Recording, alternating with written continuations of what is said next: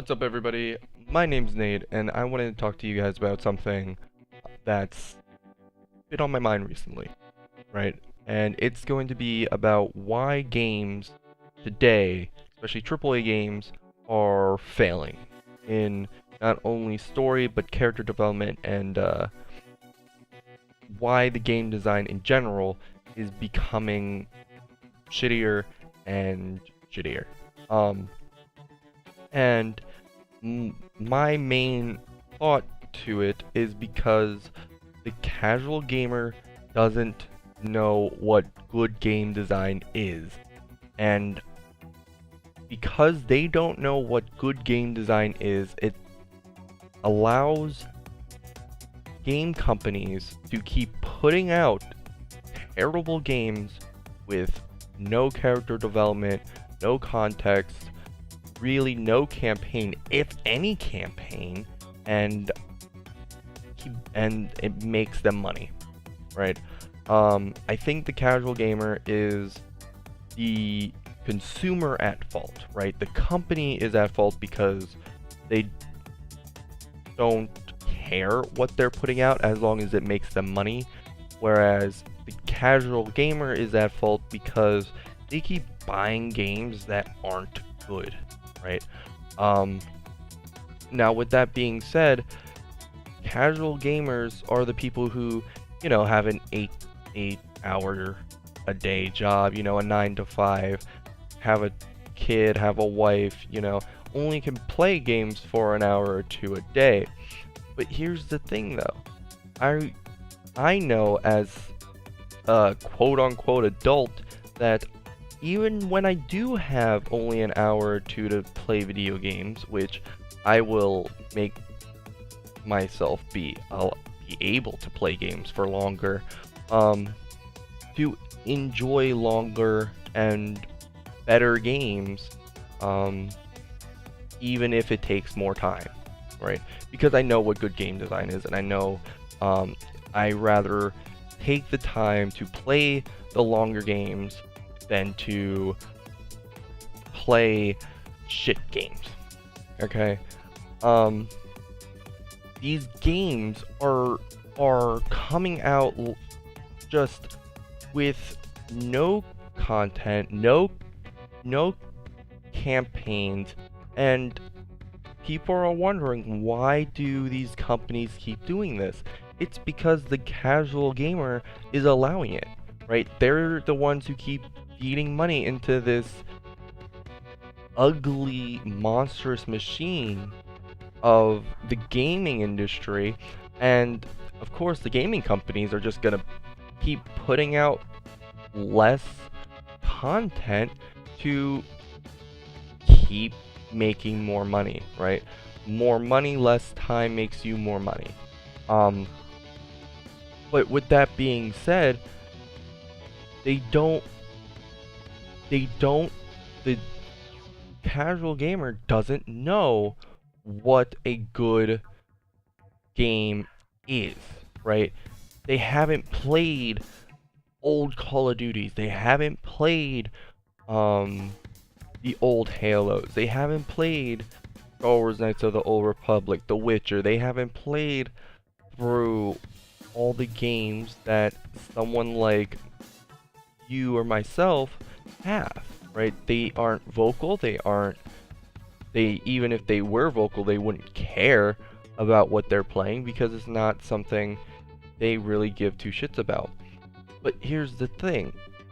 They're not affecting only themselves. They're affecting the whole gaming industry. And it's getting to a point that it's scary for me, right? Not only is it scary, but it's agitating. I've had a controller in my hand since I was maybe 3 years old. So I've been playing video games forever. And I've played great games and I've played shitty games, and it's beginning to look a lot like shitty games are becoming the norm, right? And what do I mean by shitty games? Call of Duty World War II, Star Wars Battlefront 2, Destiny 2, and these games share a lot of things in common, right? Short to not really any campaign. They're in their campaigns, their characters don't have any character development, don't have any context, don't have much substance to them. And then going to their multiplayer side, their multiplayer has terrible unlocks, right? You don't unlock things because of your skill or through the time you've played. You unlock things because of loot boxes and loot crates and this, that, and the third. Now, I'm going to tackle single player first, because that's what I love. I love single player stuff. With campaigns, I remember Call of Duty 4, Call of Duty World at War, Call of Duty Modern Warfare 2, Star Wars Knights of the Old Republic, the Halo franchise. I could go off forever, but I'm gonna go back to Call of Duty, right? Call of Duty 4. Let's start with Call of Duty 4. It was a whole new generation of Call of Duty. They got away from like a World War II kind of concept and went to a modern warfare concept. And they needed to make something good. Had to make something good, and a story that could engross people, right? Because World War II, everybody kinda has some kind of idea what was going on, right? Whereas the modern, like in true modern war, there's not a lot of stories. There's not a lot of tales because it's modern, right? Like I'm talking about maybe a 10 to 20 year gap, right? So they had to make things coherent and cohesive to engross the player. And who will forget Soap, right? Who will forget Price? Who will forget I think his name was Tack, because everybody thought he was Ghost in Modern Warfare 2. And who will forget those characters, right? Who will forget Delta Squad and the SAS, right?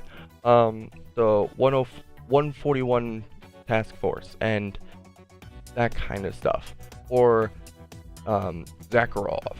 Or when you played as Price with the Lieutenant and you had to go through the ghillie suit mission. These were great missions, you know, and you cared about what was going on in this world because you were fighting alongside Price, you were fighting alongside these guys, and it was an intense, fun time, right? Not because of the showpieces and the cutscenes and things. Yeah, they played a part in it, but it was the character development of Soap, you know? You went from this really not nobody, you weren't really anybody kind of guy to have seen real combat, right? Even though technically he was part of the military before, but he went from like a normal unit to this special force unit. And you even talk about in the first mission or two that you're the new guy. All right, new guy, let's do this.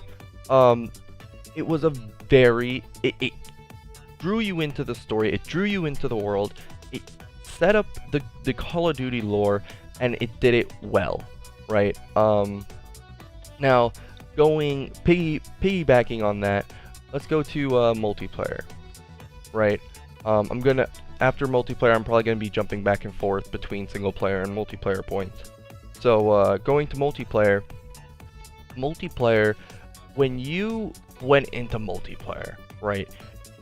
Being you could see a high-ranking person in multiplayer, and they scared you, man. You were like, God damn, he's 10th prestige level 70. Shit, damn, I'm gonna get my ass wrecked. And he probably did destroy you, man, because these guys didn't get that rank by just playing the game for an hour every day for a month. No, they got it by spending hours on this game, spending months honing their craft to be able to destroy teams, right? And that's why their rank was so high. Now, you could get unlocks that were crazy. I remember seeing somebody who had a golden AK or golden Dragunov or what was the golden submachine gun, the AK-74U or something like that, you know, and it scared you. You only could pick it up every once in a while because only certain, only the best of the best at the time had the golden skin, but it meant these guys were the best. They got all the headshots, they unlocked everything for that weapon class, and that's what made them get that skin. It was not only intimidation, but it was showing your skill. And we don't get that now. We get the loot boxes, and whatever you get, and you don't. So why would you put time into the game? And everybody, all these gaming companies want replayability. Well, if you want replayability, then put challenges in the game that give you something when you finish them, and something worth it, right?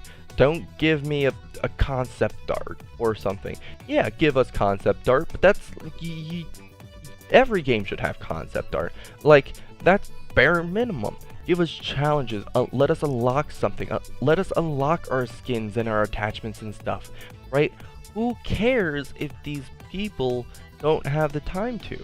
Because then, well, play something else or do something else, Games aren't for passive entertainment. It's active entertainment. That's one of the reasons why video games in recent years have been proven to be better than TV and movies, because it's not a passive entertainment experience. It's an active. It makes your brain think.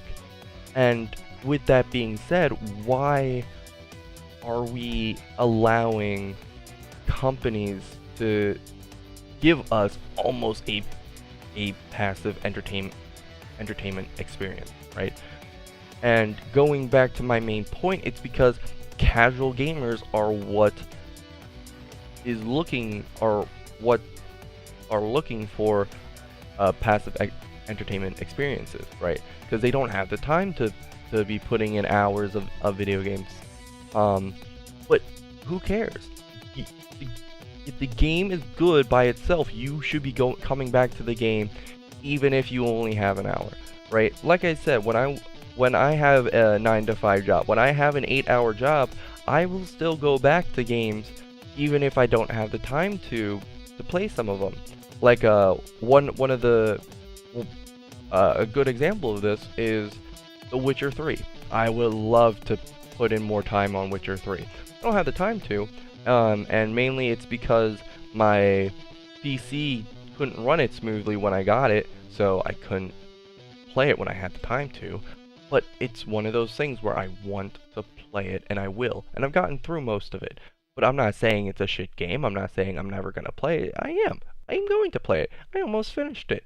It's just what casual gamers need to do, because they're killing the gaming industry of good, cohesive games. Alright, guys, this is Nate, and I'm signing off. Peace out.